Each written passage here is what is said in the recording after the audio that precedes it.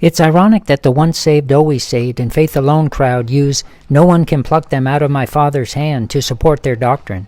The context of this was earlier in the chapter, that Jesus is the door and that the sheep hear his voice, which goes back to the Old Testament. Psalm 78, in speaking of the Exodus, says God made his people to go forth like sheep.